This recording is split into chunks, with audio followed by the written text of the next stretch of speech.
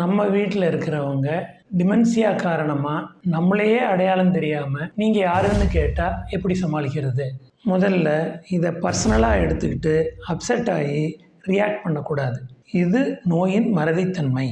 இதை பொருட்படுத்தாமல் அவங்களோட எப்பவும் போல் இயல்பாக நடந்துக்க முயற்சி பண்ணணும். தேவைன்னா நான் தான் உங்களோட 2வது பையன் ராஜேஷ் அப்படின்னு நம்மளை நாமே அறிமுகப்படுத்திக்கலாம். நாம சம்பந்தப்பட்ட கடந்த கால நிகழ்ச்சிகளை நினைவுபடுத்தி நம்ம அடையாளத்தை புரிய வைக்க முயற்சி பண்ணலாம்.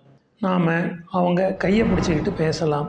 அந்த தொடு உணர்ச்சி மூலமாக அவங்க நம்மளை டக்குன்னு அடையாளம் கண்டுபிடிக்கிறதுக்கு வாய்ப்பு இருக்குது. சில சமயம் நம்மளை வேறு யாரோன்னு நினச்சி பேசுவாங்க, சொன்னாலும் ஒத்துக்க மாட்டாங்க. அதை கட்டாயமாக உடனே திருத்தணும்னு அவசியம் இல்லை. நாம் பேசுகிறத வச்சு கொஞ்ச நேரத்தில் அவங்களே நம்மளை அடையாளம் தெரிஞ்சுக்கிறதுக்கு வாய்ப்பு இருக்குது.